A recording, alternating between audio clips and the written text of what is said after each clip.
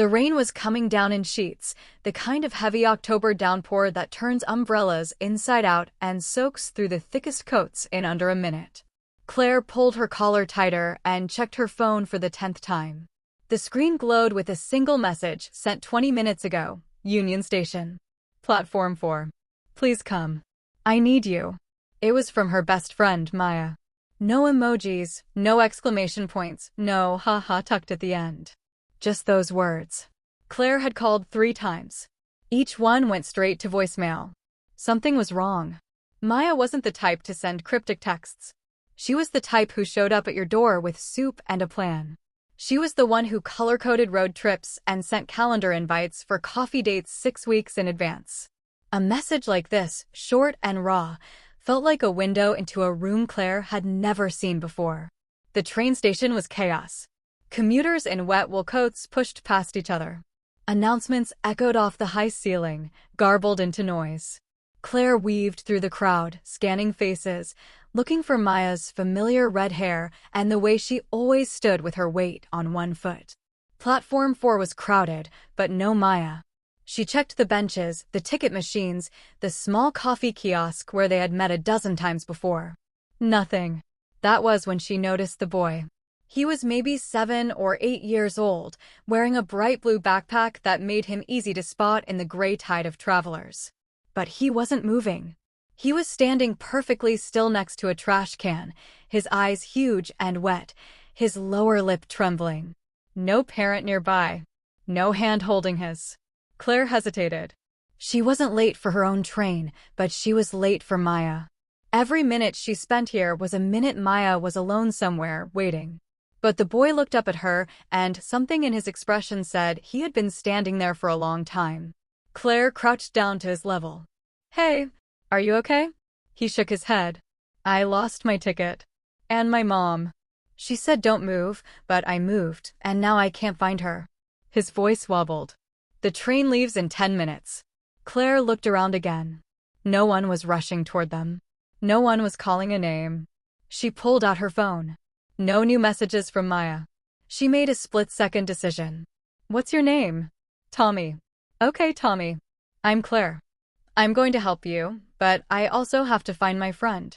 So here's the deal. We're going to walk together to the information desk, and we're going to tell someone in a uniform that you're lost. Then I'm going to find my friend, and I'm going to come right back to make sure you're okay. Does that sound like a plan? Tommy nodded, wiping his nose on his sleeve. Claire took his hand. It was small and cold and clammy, and she held it tighter than she needed to.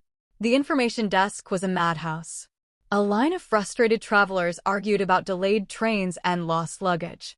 Claire scanned for a security officer instead and spotted one near the main entrance, a tall woman with a no-nonsense ponytail. She guided Tommy over and explained the situation as quickly as she could. The officer nodded, knelt down, and began asking Tommy simple questions. His mom's name, what she was wearing, where they were supposed to be going. Tommy relaxed slightly, his shoulders dropping from his ears. Claire squeezed his hand one last time. I'll be back. I promise. She ran. Platform 4 had been a dead end, so she tried Platform 7. Then Platform 2. Her shoes were soaked. Her hair was plastered to her face, and her phone buzzed with a single word from Maya. Help. No location. No explanation. Just that one terrible word. Claire's heart hammered. She thought about Tommy, alone in a crowd of strangers. She thought about Maya, somewhere in this same building, typing that word with shaking fingers. She stopped running and started looking differently. Not for Maya's face, but for anything out of place. A cluster of people standing too still. An empty bench in a crowded area. A woman pressed against a wall, trying to be invisible. Then she saw her. Platform 9, the far end, near the bathrooms. Maya was standing with her back to a pillar, her arms crossed tight over her chest. Her face was pale, and her eyes kept darting to a man about 20 feet away. He was tall, broad-shouldered, wearing a dark jacket with the hood up. He wasn't looking at Maya. He was looking at his phone. But every few seconds, his head would tilt slightly, like he was listening for something. Claire walked straight to Maya, keeping her voice low. What's going on? Maya grabbed her arm. Hard. He followed me here. From my apartment. I saw him outside my window last night, and I thought I was imagining it, but then he was on my train this morning, and now he's just standing there, and I don't know what he wants, Claire. I'm scared. Your ex. Maya nodded. The relationship had ended 6 months ago badly. Restraining order badly. But he had been quiet for months, and everyone assumed he had moved on. Clearly, they had assumed wrong. Claire looked at the man again. He still wasn't looking at them. But he had taken a step closer. Okay, Claire said, her voice steadier than she felt. We're not going to run. We're not going to confront him. We're going to walk, together, to the security office I passed near the main entrance. There's an officer there who just helped me with a lost kid. She's good. We're going to tell her everything, and then we're going to let her handle it. Can you do that? Maya's breath was coming in short gasps. What if he follows us? Then he follows us straight to a security officer. That's the point. They walked. Not fast, not slow. Just two friends moving through a crowded train station, arms linked, eyes forward. Claire didn't look back. She didn't need to. She could feel the weight of his presence behind them, that prickling sensation at the back of the neck that says someone is watching. But she also saw the security officer up ahead, still talking to a small boy in a blue backpack.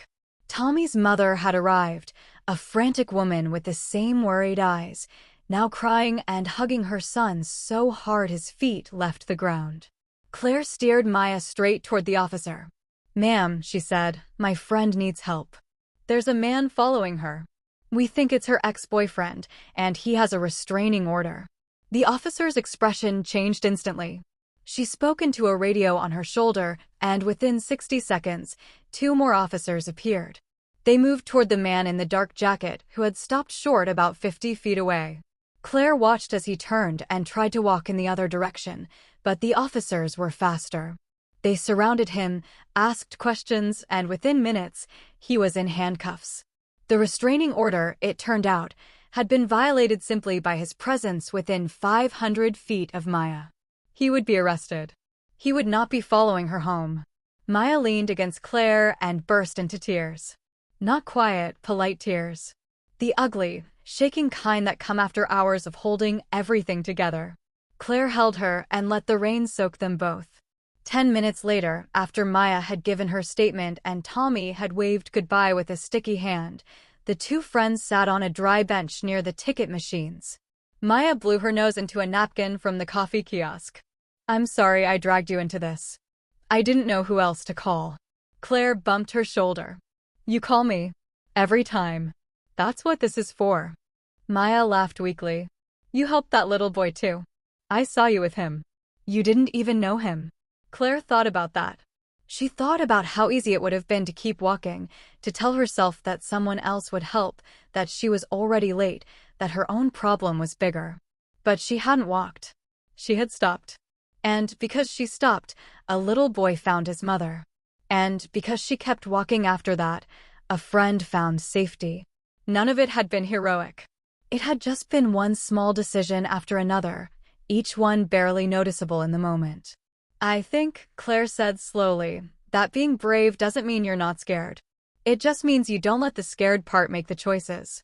Maya nodded. Outside, the rain was finally letting up, thin gray light cutting through the clouds. The train station kept moving around them, people coming, people going, each one carrying their own quiet emergencies. Claire watched them and felt something settle in her chest. Not peace, exactly. More like permission. Permission to be afraid and still act. Permission to help one person even when you couldn't help everyone. Permission to show up when a friend sent a single word, help. She linked her arm through Maya's again. Come on. Let's go home. I'll make tea and you can tell me everything you didn't put in that text. Maya smiled. It was small and shaky, but it was real. Deal. They walked out of the station together, the storm behind them, the door ahead.